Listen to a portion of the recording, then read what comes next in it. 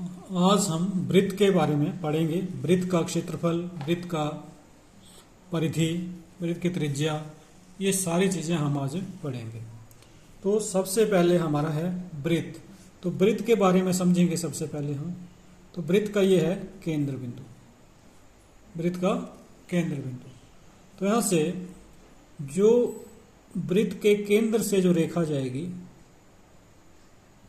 वृत्त के केंद्र से जो होके जो रेखा जाएगी, उसको बोलते हैं हम व्यास, वृत्त का व्यास।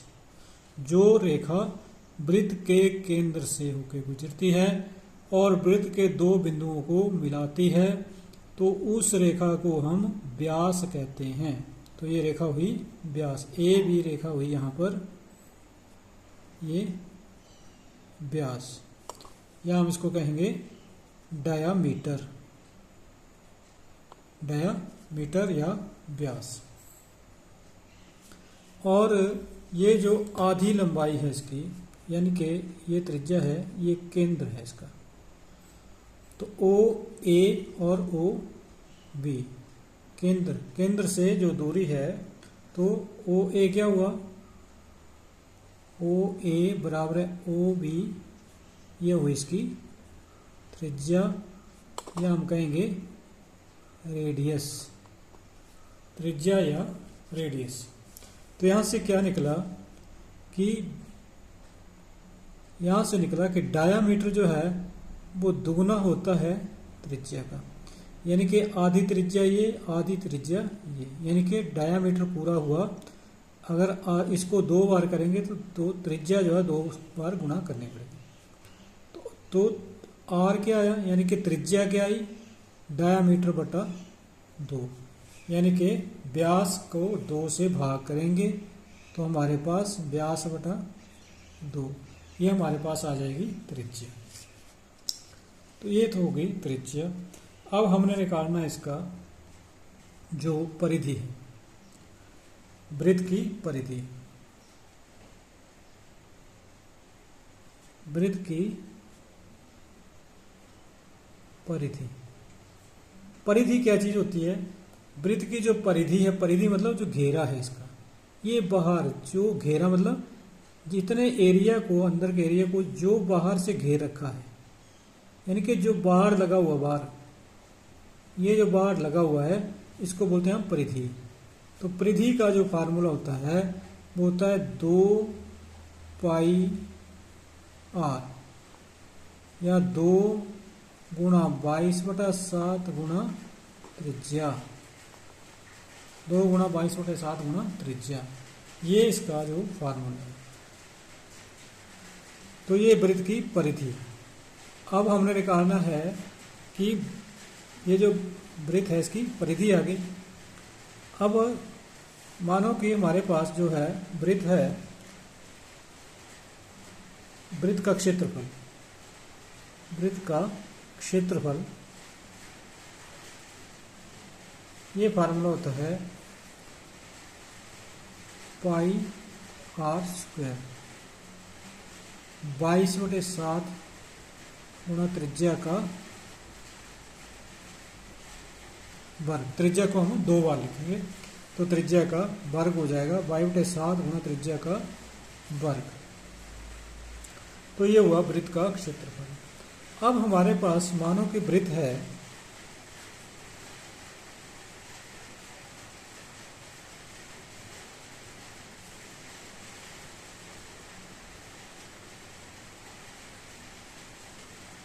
अब ये जो वृत्त है, हमारे पास जो वृत्त है, इसकी हमने चाप की लंबाई निकालनी है। कि चाप, मानो कि चाप हमें ये दी हुई है ए बी, ये जो चाप है इतनी, इसकी हमने निकालनी है लंबाई। तो यहाँ से ये जो है कोण क्या है, थीटा कोण होगा। कौन सा कोण होगा ये, थीटा कोण। तो चाप हमने यहाँ से चाप ए बी की लंबाई, चाप यानी कि चाप ना लिखनी हो तो हमें इसको ऐसे भी लिख सकते हैं, चाप ए बी की लंबाई। तो चाप ए बी की लंबाई कितनी होगी, पाई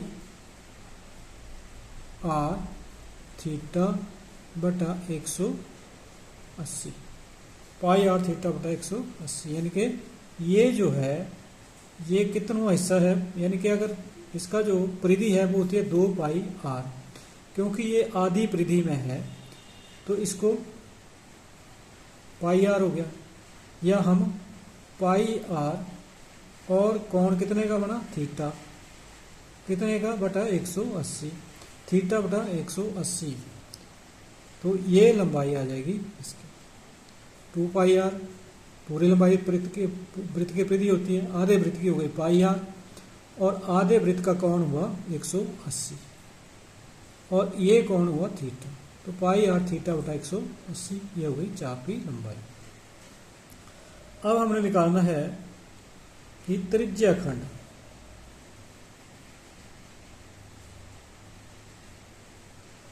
पहले क्या था हमने ए बी चाप के निकालना, लेकिन अब क्या है ओ ए बी, ये जो त्रिज्या खंड है तो इसका कोण भी थीटा आएगा।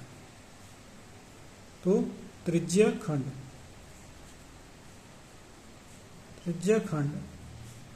ओ ए बी का क्षेत्रफल, ओ ए बी का क्षेत्रफल, तो वृत्त का क्षेत्रफल क्या है, पाई आर स्क्वायर, और कोण कितने का बना है, थीटा बटा 360, क्योंकि पूरे वृत्त का कोण होता है, पूरा जो वृत्त है ये है 360 डिग्री का, तो इसको जितने डिग्री का कोण बना है उतने का उसको 360 से भाग दे देंगे, तो उतने एरिया जो आ जाएगा, इतना एरिया कौन सा, ओ ए बी, ये जो त्रिज्या खंड है इसका क्षेत्रफल आ गया। अब हमने निकालना है कि वृत्तखंड, तो वृत्तखंड का जो क्षेत्रफल है, तो वृत्तखंड का क्षेत्रफल कैसे निकालेंगे, मानो कि हमारे पास ये वृत्त है, तो इसका जो वृत्तखंड बना, तो यहाँ पर ये जो जीवा है इसकी, ये जो जीवा है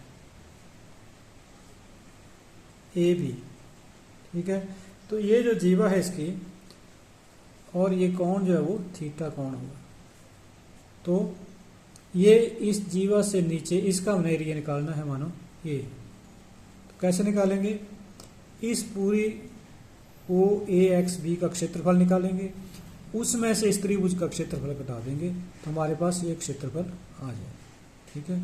तो लघु वृत्तखंड का क्षेत्रफल, लघु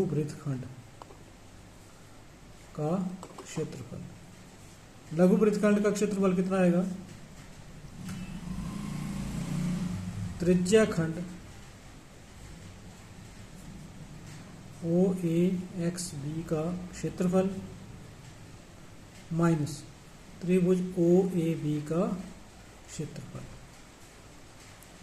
तो इसमें से लघु वृत्तखंड का क्षेत्रफल जो है वो आता है त्रिज्या खंड, इस पूरे त्रिज्या खंड का क्षेत्रफल माइनस इस त्रिभुज का क्षेत्रफल, जो इससे ऊपर की त्रिभुज है इसका क्षेत्रफल इसमें से घटा देंगे, तो हमारे पास ये त्रिभुज का क्षेत्रफल, इसका जो लघु वृत्तखंड का क्षेत्रफल वो बच जाएगा। अगर हमने दीर्घ वृत्तखंड का निकालना, क्योंकि ये छोटा है तो हम लघु बोला, इस लाइन से ऊपर जो वृत्त है वो दीर्घ वृत्त है, बड़ा वृत्त है, तो पूरे वृत्त के क्षेत्रफल में से हम लघु वृत्त का क्षेत्रफल घटा देंगे, तो हमारे पास दीर्घ वृत्त का क्षेत्रफल भी आ जाएगा। तो ये हुआ, या फिर हमें इस पूरे इसका माप दिया हो, इस त्रिज्या इधर का माप दिया, तो हम इससे भी इसको निकाल सकते हैं। तो उसके बाद आता है, उसके बाद हम निकालेंगे, मानो कि हमारे पास वृत्त जो है वो आधा है, आधा वृत्त है, तो ये वृत्त है, आधा वृत्त है, तो इसका हमने निकालना है, यानी कि हम क्या कहेंगे, अर्धवृत्त, वृत्त, अर्धवृत्त का की परिधि अगर हमने निकालनी है कैसे निकालेंगे? आधे वृत्त की परिधि हुई, पूरे की होती है 2 पाई आर, आधे की हुई पाई आर, प्लस ये आधी वृत्ति हुई यहाँ से यहाँ तक, और साथ में ये भी जुड़ेंगे लाइन। तो ये लाइन क्या है? व्यास। ये लाइन क्या है? व्यास। या हम डी भी कह सकते हैं, या हम इसको ऐसे लिख सकते हैं पाई आर प्लस 2r,